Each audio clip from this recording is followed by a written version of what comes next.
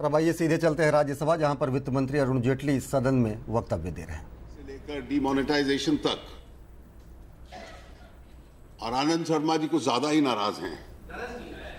उन्होंने United states की नए शासन की जो वीजा पॉलिसी है उसका दोष भी हम पे ऊपर डाल दिया। उनकी नाराजगी इस सीमा तक है।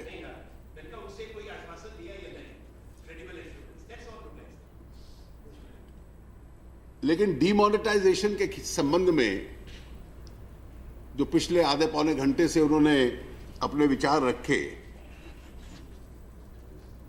उसमें खेद इस बात का है कि कैश करेंसी के गुण क्या हैं, लगभग उस दिशा में वो भटकते हुए नजर आए। इस देश में सब कुछ कैश के माध्यम से होता है। इस देश में डिजिटाइजेशन होना बड़ा कठिन है। इस देश में बैंक्स की ब्रांचेस नहीं हैं। इसलिए जो यथास्थिति है वो इस देश के अंदर चलती रहे। कम से कम सन 2017 में ये तर्क अब चल नहीं सकता।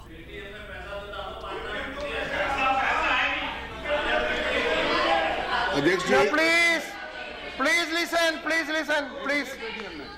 Don't do that, please. मैं केवल इतना तथ्य उनके सामने रख दूं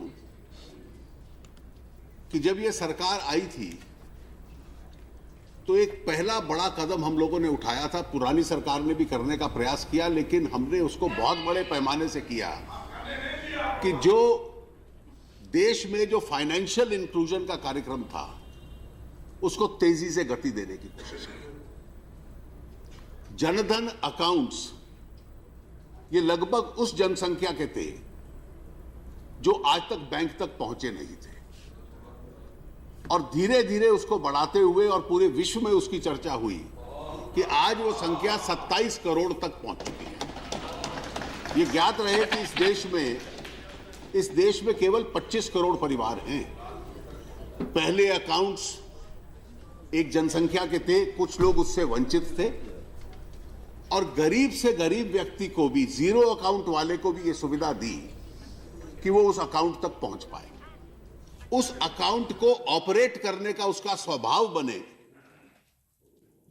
इसलिए आधार और उसके साथ साथ जो अन्य सरकार की योजनाएं थी, जो पूरा डेटा बैंक बन रहा था जैम के तहत, उसके माध्यम से आज कितने सरकारी कार्यक्रम हैं जिसमें गरीब लोगों को सहायता मिलती है, तो वो सहायता उन खातों में जाने लग पड़ी। और वो खाते जो एक वक्त लगभग 78% जीरो अकाउंट थे, आज उनमें अधिकतर खाते एक्टिव हो गए, सक्रिय हो गए। ये उन खातों की स्थिति बनी।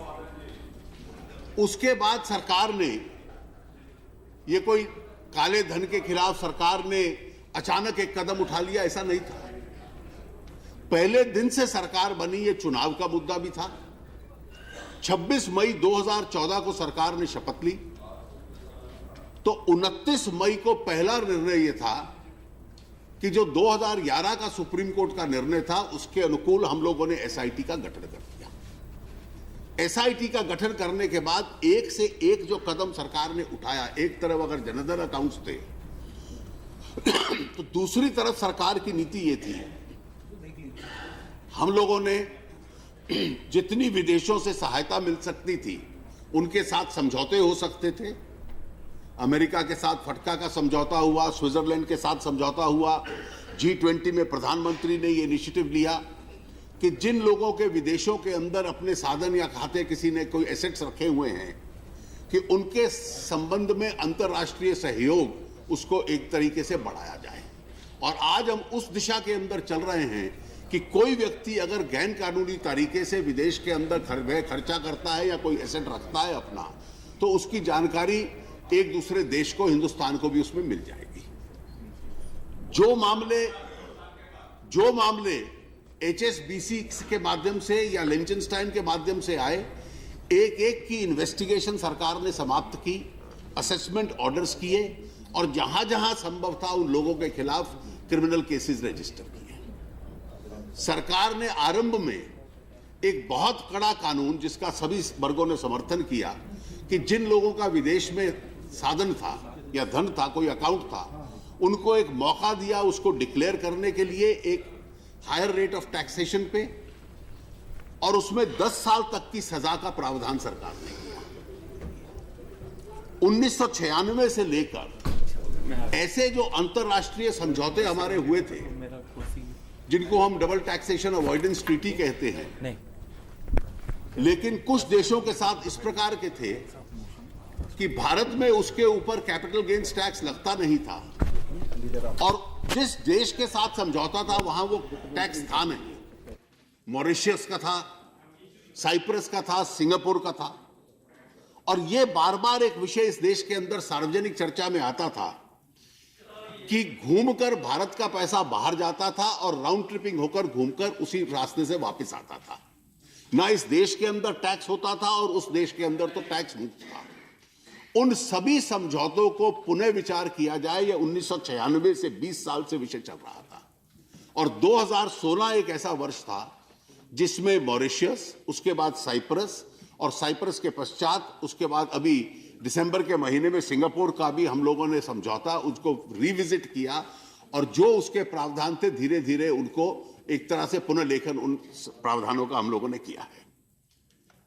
देश के अंदर जो काला धन था उसके लिए एक बहुत सफल आईडीएस स्कीम सरकार ने खोली, जिसमें लोगों ने अपने डिस्क्लोजर्स किए।